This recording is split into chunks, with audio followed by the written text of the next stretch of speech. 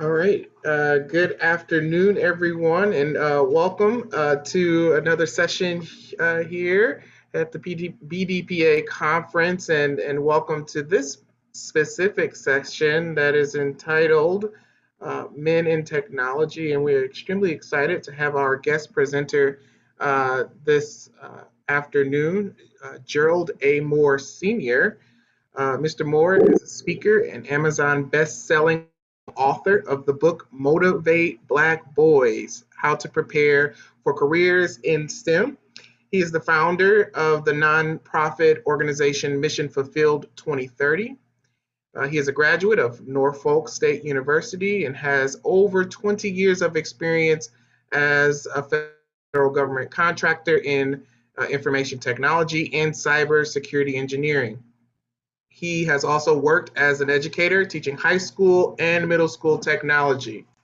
Mr. Moore is a powerful school STEM and corporate D&I diversity and inclusion speaker. He leverages his story as a threshold, or excuse me, he leveraged his story as a troubled youth to change the narrative of young Black males. Through his experience in corporate America, he uses his voice to discuss race in the workplace. So, ladies, or excuse me, gentlemen, please receive our speaker today, who will take us into his presentation as he has prepared for us today. Mr. Moore.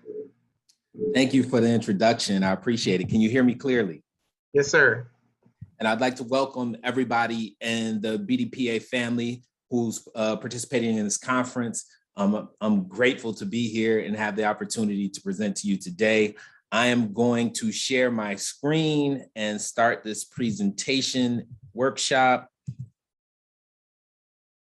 And hopefully our tech, good. It's always great when our technology is compliant with what we're trying to do. So again, as I was so introduced, my name is Gerald Moore, and I'm the founder of Mission Fulfilled 2030. And I like to start these conversations with, maybe I'm not supposed to be here as a young Black male who grew up as a troubled youth and didn't have things kind of laid out for me to be here, and kind of just navigated my way and ended up having a successful career as a cybersecurity engineer in tech and working in the federal government sector as a contractor for some of the top consulting firms in the world. And I like to talk about how I got there and why other Black boys can get there if we create the opportunities and pathways for them to make it. And what I was able to do, I go back and kind of give that pathway of how I made it and how I was able to sustain, and how companies today can help facilitate these changes in our urban communities and help impact inner city youth like myself. So what we know, or maybe what some of us don't know, statistically, Black males have a 28.5% chance of being incarcerated at birth, says the US Department of Justice. And in that, we know that Black males make up less than 2% of our public school workforce. And we now know that representation matters. But for me as a young Black male, I never had a Black male educator. And why that's important? Because representation matters, we know that we need people in place to help us envision ourselves and what we can do in the future. And as far as our school systems, I grew up and came up my whole K through 12 experience in a Title I school district. And what that means is it's a disadvantaged and underserved school district that are underfunded and typically have students that are not doing well. And I was one of those students. But a big part of that is I never had Black male educators in my experience who could relate to me or who I could relate to. And that's important. And what our school districts are still not doing are presenting Black males with the opportunity to have Black men in their educational paths. And what that leads to is this theory that Dr. Juwanza Kunjufu, who wrote a series of books called The Conspiracy to Destroy Black Boys. And in this conspiracy, there's what he calls the third grade syndrome.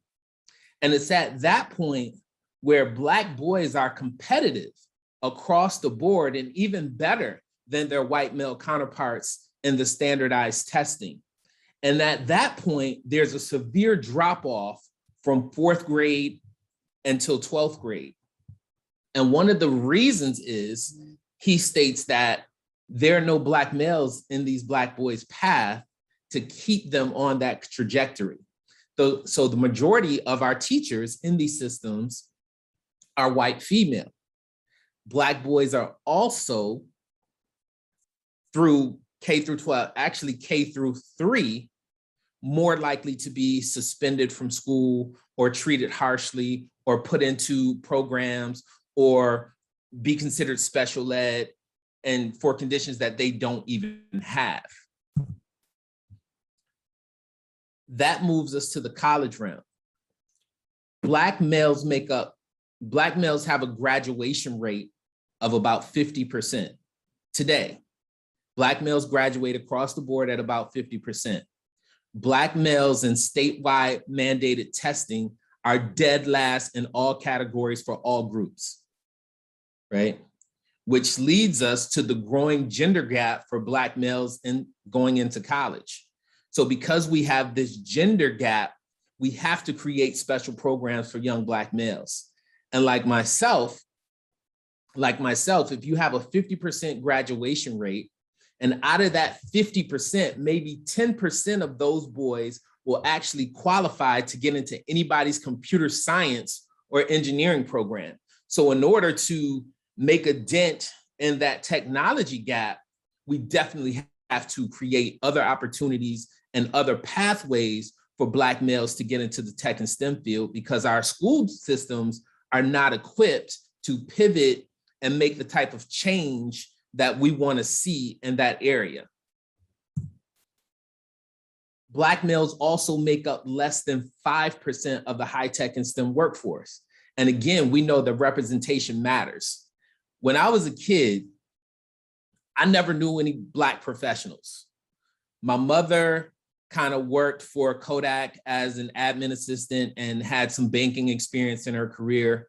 My father worked at a machine shop, but I never knew any professionals. I never knew any engineers. I never knew any technologists. I consider my father later in life an engineer because he built things. He created opportunities for me to see him building things. But outside of that, I didn't know any professionals. And my family, my parents assumed that I'm from upstate Rochester, New York. They assumed that I would graduate and maybe get a job at Kodak and work on somebody's assembly line and hopefully someday retire from that. But that wasn't what I had in mind. And that definitely wasn't something that I was interested in. And as a youth, in my mind, the only way to make it out was hip hop, sports, football and basketball, the NBA or the NFL, or drugs. Like I had a bunch of friends that I grew up with that were drug dealers. So those were the ways that I thought I could get out because I didn't know any professionals. So fortunately, I make it through school and I graduate high school with a 1.69 GPA. And I was able to get into school at Norfolk State University with that 1.69 GPA and test into their engineering department. And why is this significant? Growing up, I never had a great relationship with any of my educators. So though when I look back at what I was doing on my New York State test as an adult, when I was able to get back into the school system, I actually did some research on how I was doing on my New York State testing. And I actually got expelled from school coming out of the 8th grade. And one of the reasons that I didn't totally get expelled from school was because how I was doing on my New York State testing. So I get kicked out of school coming out of 8th grade and going into the 9th grade, I get a chance to have a meeting with the superintendent of schools because I was the first expulsion meeting of the year, considering I got kicked out at the end of my 8th grade year. So the superintendent's looking at my records and he says, has anyone recognized that Mr. Moore is testing at 12th year, 10th month, coming out of 8th grade? So I had virtually tested out of high school based on my New York State testing. But my GPA, I was across the board a D student from probably 6th grade through 12th grade. But there were things happening in my outside of school that I was doing to kind of prepare myself for electronics and things of that nature that didn't happen in school. So traditionally, like most Black boys, I grew up in an inner city, in a neighborhood that was drug-ridden and violence. And I fit the negative stereotype of the young Black male for the inner city. Had my first police encounter at 12. I got expelled from school at 14. I did the Scared Straight program at 15. I fathered my first child at 17. Not only did I have my first child at 17, I had full custody of him when he was 3 months old. So I did my whole senior year with my child because my mother was like, listen, you got yourself in this thing, you're gonna work it out. But fortunately, I was able to graduate from Norfolk State University at 23 years old. And from my perspective, I believe that young Black males who come from the inner city have the ability to overcome these circumstances, and even having people in place like myself, even mitigate these circumstances and maybe not have them go through this if they have Black males who can guide them through. Today, our households are made up of 70% of Black households are led by Black women, and Black women have pretty much done what they can do in this situation. And we have to build up young Black males to overcome these situations. So we need men to kind of come in and have programs to kind of help this situation and develop programs for Black boys to be successful. When I graduated from Norfolk State University, I was very fortunate to get a job with one of the top consulting firms in the world. And, oh, sorry, gotta go back. Technology.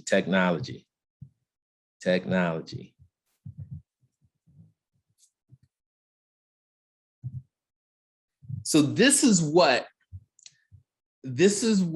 the world looked like to me once I was considered to be successful and I had a degree and I was fortunate to get a job at one of the top consulting firms in the world. And for me, this was actually scary because this was my view of the world as a 23-year-old man who recently graduated from college. And if you look at the circle, the red circle on the photo, I'm in back. And at this new consulting school, there was about 150 people in the group, and they broke us up into teams. And for me, why this was really scary was, one, I was the only Black person in my group. And then they made it so difficult. Everyone questioned, how did I get here? I had to be part of some set aside or some type of opportunity, and that I really wasn't equipped mentally or skilled to be there.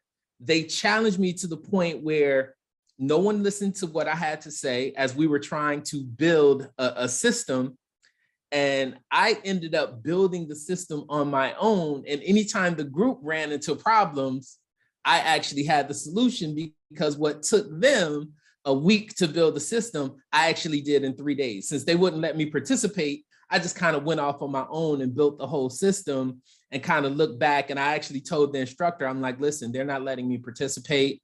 And everything that I say, they bring up to challenge, to the point where they would take a day trying to figure out a solution that I had already solved just because they didn't want me to have the right solution. So we definitely have to do something in the diversity space, because Black males make up less than 5% of the high tech and STEM workforce.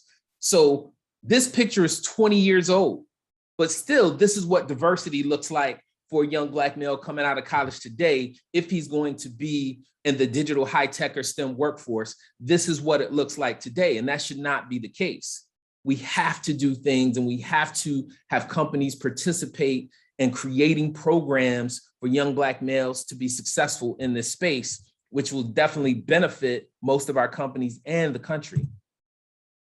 As a nonprofit professional, when I launched Mission Fulfilled 2030, after working in corporate for 20 years, I realized that what corporate was doing and what our education system was doing was not going to create opportunities for young Black males like me. And I look back at my school age career at some of the programs that were set up for minorities in general. There was programs like Inroads and McNair Scholars and Jack and Jill.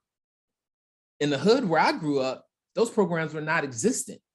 And the additional programs that were in school were only for the smart kids, right? The alleged smart kids.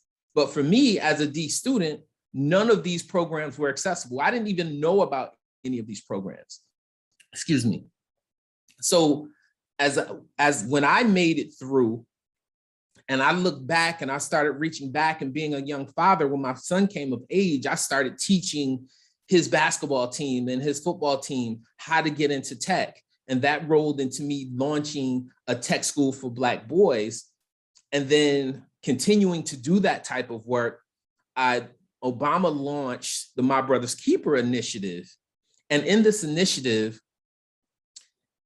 if we can close the education gap for Black men and boys of color, we can increase the GDP of the country by $350 billion.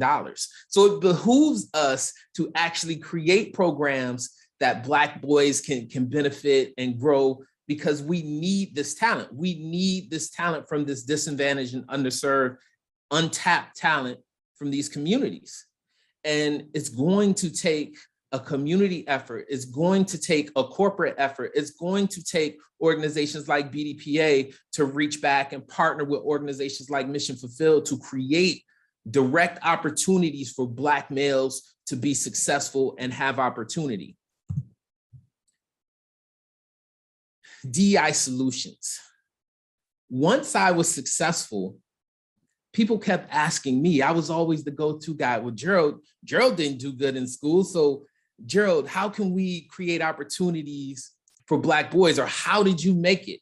Like, people really wanted to know my story.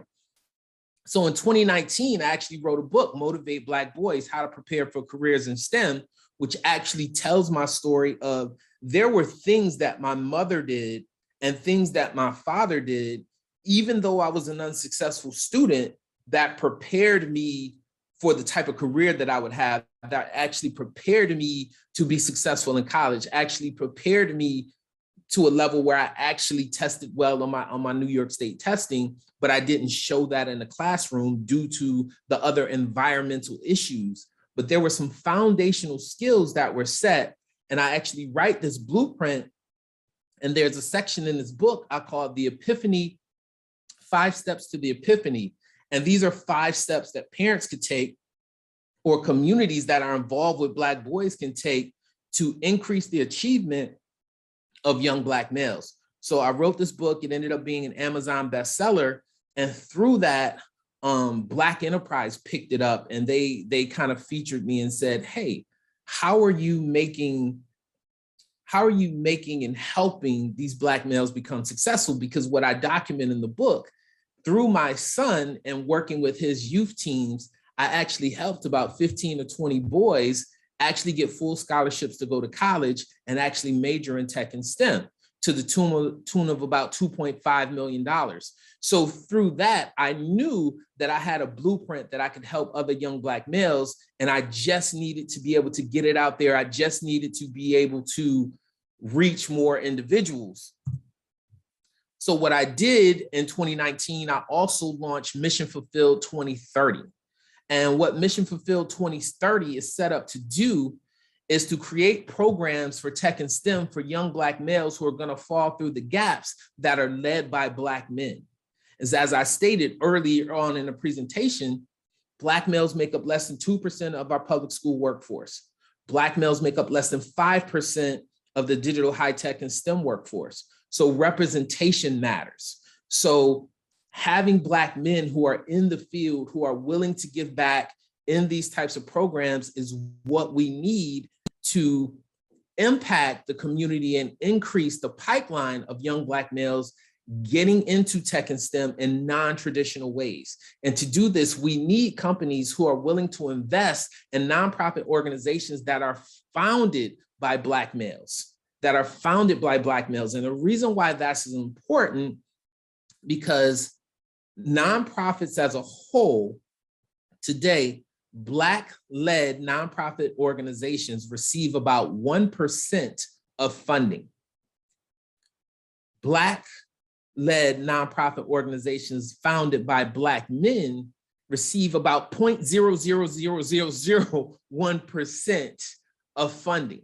So in order for us to really create robust programs that are really going to impact communities of disadvantaged and underserved communities, we really need funding to go to Black-led and Black-founded nonprofit organizations. And what companies can do when they invest in these organizations is provide not only the technology and resources, but real partnerships that create real opportunity for young Black males who are going to enter the tech workspace in non-traditional ways. Again, Black males today have a 50% graduation rate. And out of that 50%, only 10% qualify to get into any of our computer science or engineering departments. So in order to really increase that pipeline of young Black males, it's going to be through non-traditional paths. So we need companies to actually partner with nonprofits who are in the communities, who can create and pivot faster than what our schools can do to create these opportunities to definitely increase opportunities for young Black males. There's data out there that says that by 2030, there will be a shortage of about 2 to 4 million talent for high tech and STEM jobs of the future. So again, by 2030, there will be a shortage of talent of about 2 to 4 million people. So we have all of this untapped talent sitting right here that all we need to do is create programs to develop them or partnerships and create these opportunities, which we can do if the right people are engaged, if the companies are really willing to take that next step and partner with organizations like Mission Fulfilled, who are creating opportunities and developing solutions to reach this untapped talent. And what Mission Fulfilled does, and what we've done really well, is go into the communities. And one of the programs that we have is a Youth Tech Entrepreneurs Program, where we go in and we teach young Black males, starting at the age of about 11, how to develop their own tech startups. And a lot of the knowledge that we give here is actually the kick in the butt, for lack of better words, that these young men need to understand that there is opportunity. And when we help them develop and create their own tech startup company, there's something that goes on in the mind that they actually believe that they can do it. Because when I came through high school, and I'll never forget this, I go to a meeting with my counselor, and we're filling out, in New York State, everybody gets a chance to fill out the free state college application. And in this application, I write that I wanted to be an engineer. And my counselor said, I'm not going to accept this application until you change that you want to be an engineer, because she told me, well, you haven't taken calculus and you're a D student and no one's going to take you into their program. And what I wanted to tell her was, well, you don't know that at 14 years old, I was developing elaborate car audio systems for the drug dealers in my neighborhood, making $1,400 an install. What you don't know is that I understand teal small parameters, and I was actually doing calculus in these designs that I learned on my own, right? So a lot of times when we have other methods and means that Black boys can gravitate to. So when we're bringing in young men and we have Black men working with Black boys, there's a whole different experience that these kids are getting that they're not getting in school. And this is why it's important that organizations like Mission Fulfilled exist. Organizations like there's one in California, escapes me, the Genius Project, that they exist. And I'm actually connecting with a bunch of different organizations across the country where we can connect these big tech hubs for young Black males and Black male achievement to improve the plight of Black males. But we definitely need companies to come in and provide resources, provide what's the latest technology, and we can develop those new pipelines to increase opportunities for young Black males. So that's the end of my talk, and I would like to open it up for question and answer in the chat. So if anybody has any questions that they would like to ask, please put them in the chat, and I believe that our moderator will present those questions. Absolutely. We've heard really great information so far, and we appreciate you, Mr. Moore, for all you've provided so far. So let's dig into it. If there are any questions out there, please feel free to place them in either the question and answer box, and I'll be monitoring that, or you can just drop it there in the chat. Or if you wish to ask your question live, you'd like to ask your question live, feel free to just raise your hand. And I'll acknowledge those questions as well, and we'll go ahead and let our presenter download us with some knowledge today. So, and also, if anybody would like to connect with me, my contact information is there on the screen. I'm always willing to connect with individuals and help create opportunities for Black males as well as Black boys. So you can catch me on LinkedIn or our Mission Fulfilled websites, missionfulfilled2030.org, IG Mission Fulfilled 2030, and email gerald@missionfulfilled2030.org. We're always looking to create partnerships or create opportunities for people to participate in what we're doing to increase opportunities for young Black males. Yes, sir. So, Mr. Moore, we do have one question here from Perry Carter. He says, "Hi, Gerald. Are there any corporate champions that have top cover or political will to take this to the next step, or to take what we're discussing to the next step?" So currently, let's look at it this way. There are 7 organizations that are corporately supported for Black girls and women, Black Girls Code being the biggest one, that are fully funded. There is not one organization that's fully funded for Black male achievement in tech and STEM, not one. So if we look at what corporations are doing in regards to creating opportunities for Black males in tech and STEM, there's not one organization that's fully funded that's focused on Black males. So I'm having a lot of conversations with corporations, but none of them are stepping up to the plate and presenting opportunities on a national level or on a consistent basis for any of the organizations. Even an organization like the Genius Project, who is a lot older than my organization, and they're out of the Bay Area, they've received a couple substantial financial donations from corporate. But again, this is a national problem. This is not a local problem. And they're in the Bay Area. So they're right there in Silicon Valley. So Silicon Valley definitely made an opportunity for them. But Mission Fulfilled, we're out of the DC metro area. And what we're looking to do is create a national platform. And we have national programs that we actually launched this year virtually, that we're connected nationally, and we're also building our national organizations and chapters as we speak. So I hope that answers the question for that gentleman.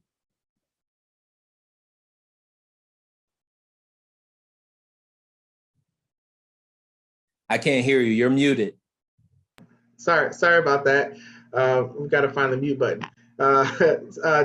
Another question here talks about policy making. Does our society really want Black men to succeed, and what are your thoughts on policy? So that's interesting, right? That's interesting. So in 2015, Barack Obama launches the My Brother's Keeper initiative, which was supposed to increase opportunities for Black males through policy. But we haven't seen that type of policy or legislation that impacts Black males directly. And even when we look at our DEI initiatives at a lot of these corporations, like, we need special provisions for Black males, because when we look at the data, like, Black women are in college at a rate of about 15-1 over Black males.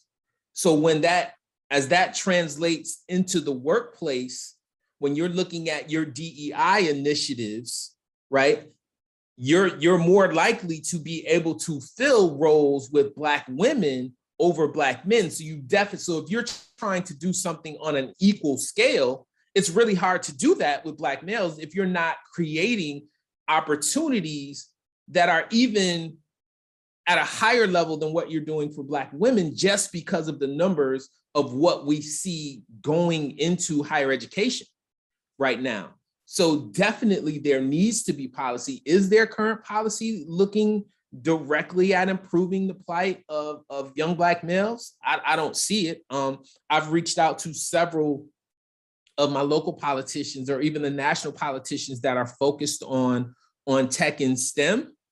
And still, we're not seeing policy, or we're not seeing direct funding that's being created specifically for the special needs of young Black males and boys.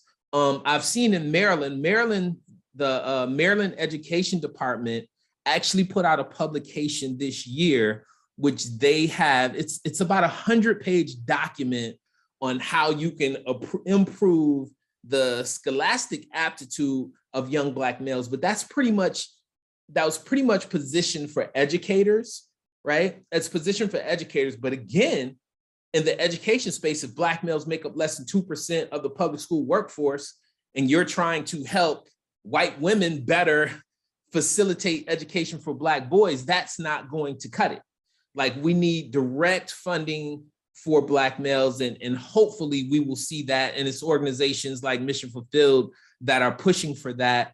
And we will continue to push it. Like, this is going to be my life work after 20 years of working in corporate and not seeing Black males come through the door, and not having that mentor there for me when I step through, and not having the opportunity to mentor other Black males in the corporate space is pretty much what spurred me to get out of the corporate space and say, okay, Gerald, we got to go back and create these pipelines. Because again, if we don't have Black males in college in a higher education situation where they're actually majoring in tech and STEM, then we're not going to improve that 5% of Black males in the digital, high tech, and STEM workforce. Awesome. Mr. Moore, there's another question here. It starts with the statements. The belief is that DEI has been, or in some ways is weaponized, and asks how many Black men are actually leading DEI initiatives with budgets and actual outcomes in our communities across STEM. That's an interesting question, and that's a great question. And here's one of the reasons why, and I think it's very visible, right? When the whole George Floyd thing happened, and you had all of these companies come out and said, here's what we're going to do to bridge the gap in the C-suite positions for minorities and Black people, right, specifically. And if you look at some of these companies that open their books to show, okay, here's what our Black people in leadership looks like, and then they begin to start to hire people, most of those hires were Black women. So because this is what happens, Black women feel a bigger slot for you. Black women fill the Black woman slot. They also fill your minority slot, right? So they fill a bigger void. So if you look at what has happened, and then again, we have to look at education-wise. Black women are the most educated in the country, and they have the most higher level degrees than anyone in the country. So as a group, yes, Black women deserve to be there. But at the same time, you have to create opportunities for Black men to be in the room to create these opportunities. And as of right now, we are not there. We are not there, definitely. Mr. Moore, if I could just add to the conversation, maybe you can respond to this. So when before I moved to Indiana, where I live now, I lived in Wisconsin and worked for a pretty large school district, one of the largest school districts in Wisconsin. And that school district created what was called the Department of Male and Latino, or Black and Latino Male Achievement. And the whole goal was to work through the My Brother's Keeper initiative to create these types of opportunities. You know, what their outcomes are, I'm not for certain, but I'm wondering from you, what are your thoughts on how involved the secondary education our schools should be in pushing these initiatives, and what are some practical steps that schools could take? Well, I actually think what's unfortunate is that we're trying to leverage our school systems for this, right? And one of the reasons why is the bureaucracy of the school system. So through My Brother's Keeper, they, all of our Black and Latino boys do come through a school system. But even if you're putting funding in those school systems for Black and Latino boy achievement, it's not being delivered by Black males. So you're still under the same bureaucracy of the school system. So the school system's getting more funding to do more of the same, to not be able to improve outcomes, because you're still not bringing in Black men to actually administer a lot of these programs. And as we've seen through the pandemic, the schools are not equipped technologically to be able to deliver the type of education that's going to be beneficial for young Black males in the new digital and high tech and STEM revolution. They're not equipped for that. And I'll give an example. The schools have really taken a heavy take towards coding, right? Coding. And they're only doing like code.org. So like a lot of block coding stuff, right? What if a kid is interested, he's a graphic designer. And I actually had this conversation with an educator. You have a kid who's a graphic designer, and he doesn't want to code because that's not how he thinks as a graphic designer. But our educators who have gone and taken the code.org teacher course, they still don't understand what a UX UI designer is. They don't understand who that person is, so they can tell that kid, hey, don't worry about coding, because you can be a UX UI designer and you can develop on the front end, and this other kid who codes can develop on the back end, and you guys could come together to build systems. They are not there yet. So you're still only meeting the need of a small group of people. You're still not being able to administer to the diverse needs of Black boys, which many of them are visual. Many of us, when we're younger, we're visual learners. So a lot of times it's going to take us some time to learn to code, but there's other ways to get Black boys into tech than to say, hey, code this first, and then be able to build from that. And if our Black boys are not doing well in math and sciences, they're still being pushed away from that. So even having those programs in schools, I don't believe that they can do a high level job of really getting Black boys ingrained and presenting for them opportunities for the future. Very, very well stated. I share similar sentiments. So it's interesting to hear someone else speak on the topic. Here's another question. It says, marketing and advertisement agencies do not promote positive Black male images. What are your thoughts on that? We see it every day, right? When we think about media, when we think about media, what's presented for the image of Black males in our news, right? Nobody, mission fulfilled isn't highlighted in the work that we're doing in the community, right? They only promote those negative stereotypes of Black men in media. When you look at our music, right? When you look at music, and I grew up, I'm a hip hop, I love hip hop, right? But there's a certain level of what's allowed and what shouldn't be allowed on our public airways or in media, right?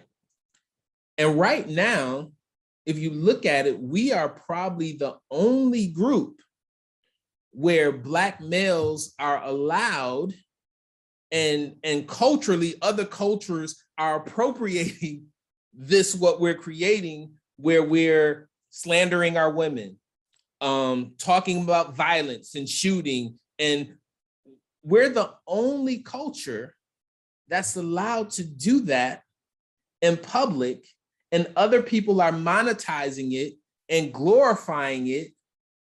Why is that? Right? Why is that? I think that's a systemic problem that we have. And even to the point where a lot of our young men think that the only way to be successful is to join in on that, right? Is to join in on something that's negative in nature, that gun violence and drug use and drug abuse and drug selling is the way out.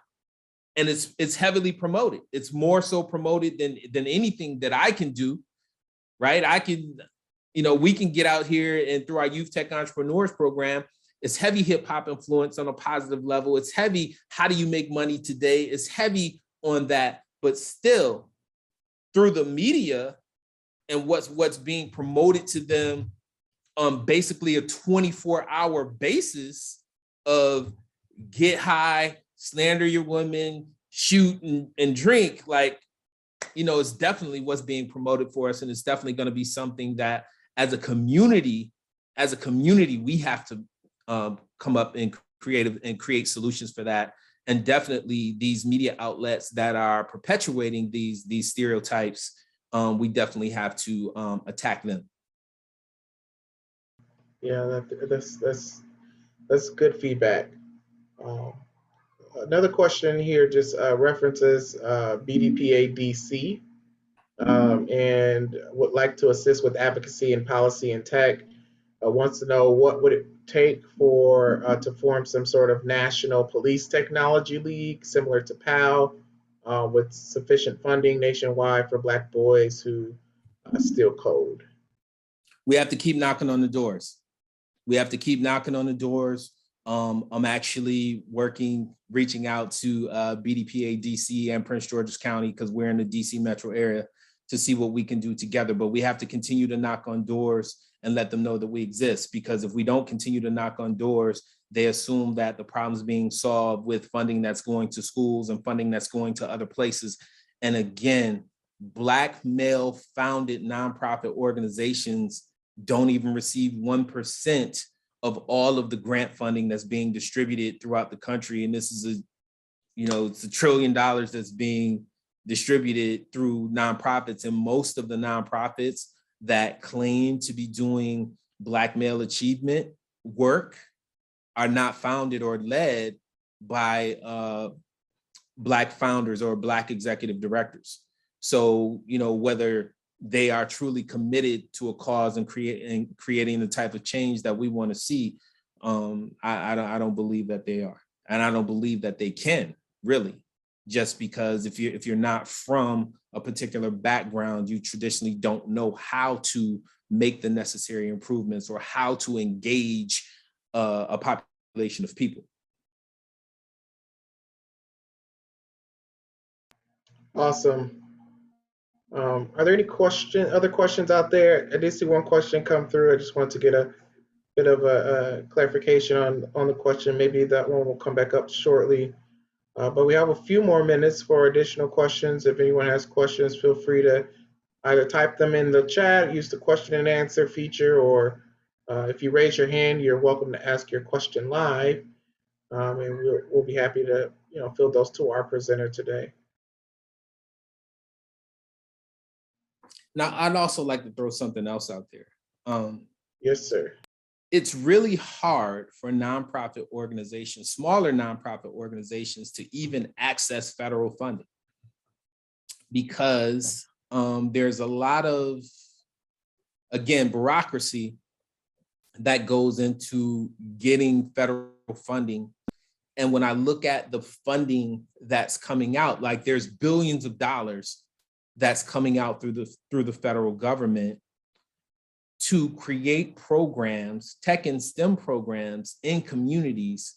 And a lot of that funding is being funneled through our colleges and universities. And what's traditionally happening with that money is they're doing a lot of studies and not a lot of work. And when we look at how our colleges and universities work, when we're doing funding, when they're doing studies, they're spending a tremendous amount of dollars on just the study to do a report. And that report doesn't lead to work, real work happening in our communities.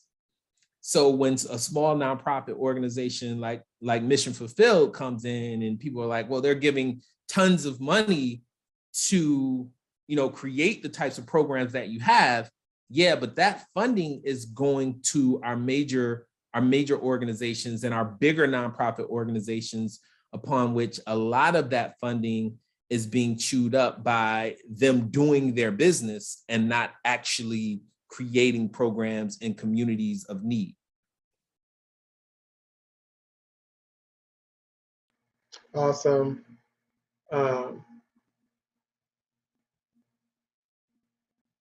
So I guess the question is asking for your insight on whether or not you feel like there's a policy issue related to just the marketing and advertisement and the lobbyists as it relates to advocating for young Black men, or whether you think there is. I guess the question is asking geared towards whether you think there's conspiracy involved, or I'm not sure how you want to answer that question. So I think I get a good understanding of it. So there's definitely things that can happen in policy to change what's happening for young Black males in America. If we go back and we look at what the data says, right? Going back to kindergarten, Black males are suspended more than any other race. In kindergarten, from K through 6, Black males are suspended more than any other race. When you get to middle school, Black boys have their first police encounter at 12. Many of our Black boys get involved with the criminal justice system by 15 years old. So a lot of that, there's policy that can be enacted to where we're not criminalizing Black boys at 12 years old. Like I remember being in school as a freshman in high school, and I got into a fight.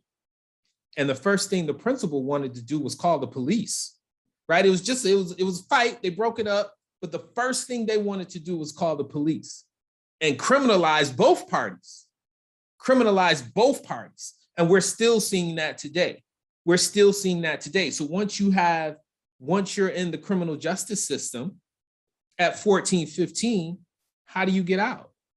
How do you make that change? So definitely policy, that's on the policy level, right? That we need to create opportunities there. And then on the other side, it's just systemic at the opportunity and the funding that's being given for Black male achievement, right? If you look at what's being given, and I mentioned that, and this is not a comparison of what's being, well, actually it is a comparison on the types of funding that's being given for Black girls and women in regards to tech and STEM. Let's just start there, just stay in that realm. To tech and STEM is a quite substantial difference in what's being given to Black males. And again, I'll go back and say there are about 7 organizations that are fully funded that are geared to help minority and Black girls in tech and STEM.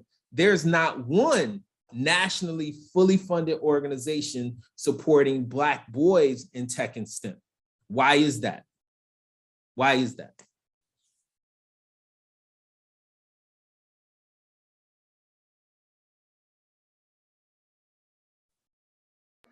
All right, yeah, I think that question actually is a very good question.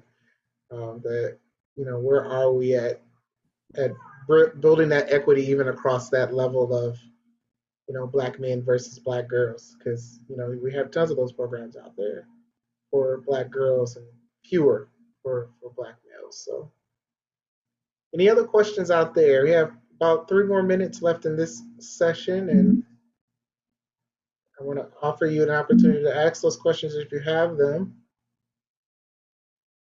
Otherwise, we'll go ahead and close out our session. So I guess last call, as they say in the marriage ceremonies, speak now or forever hold your peace. Yeah, for everyone out there though, this is not a me mission, this is a we mission. So if you are interested in having an impact for Black boys in tech and STEM and creating pathways and opportunities, and you are Black male or Black women who are in tech and STEM and you want to support our organization, go to missionfulfilled2030.org. Again, we are looking to create partnerships and create chapters for Mission Fulfilled on a national level.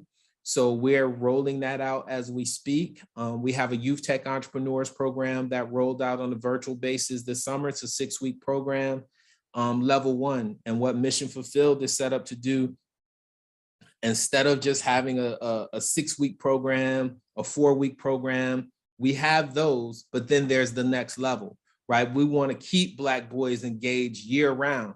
When I get a young man at 11, I expect to keep him in our program through 18.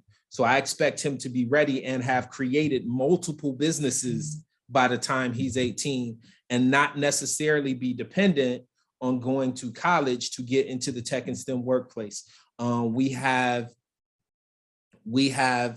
certification programs that we're making partnerships with CompTIA and ISC Squared. So for a lot of our Black boys who are not meeting those needs to get into the college level and major in tech and STEM, we have a certification pathway that we're calling the New Opportunity for Black Boys. And in this pathway, if you look at a young man who goes through 4 years and gets an engineering degree, it's highly likely that he's going to come out of school with $150,000 to $200,000 in debt. Whereas a young man who graduates high school and receives his CompTIA IT fundamental certification coming out of high school, gets a help desk role, depending on where you are out in the country, that could be a $30,000 to $50,000 job to start the help desk. And then we help that young man get his A+ certification, then his Network Plus certification, then his Cybersecurity Plus certification. In 4 years, if that young Black male can get that certification and have that experience, in 5 years, he could be a 6-figure earner with no debt and never have to go through the other process. And then because he has that experience, what happens when we're in corporate and they say, hey, Gerald, you're doing really great work. You have these certifications, but in order for you to move to management, you're going to have to get some college behind your belt. So then we have a more mature young Black male who could then go to college. And what do all our tech companies do? They pay for college for you. So we could potentially have a young Black male who goes through the certification process and our New Opportunity for Black boys, get certifications at a high level, then go back to college, which is a much more beneficial outcome for him to actually generate wealth and not start with $200,000 in debt. So we call that the New Opportunity for Black boys. And we actually have 10 young Black males who are going through that program and actually working on their first certification before they graduate high school.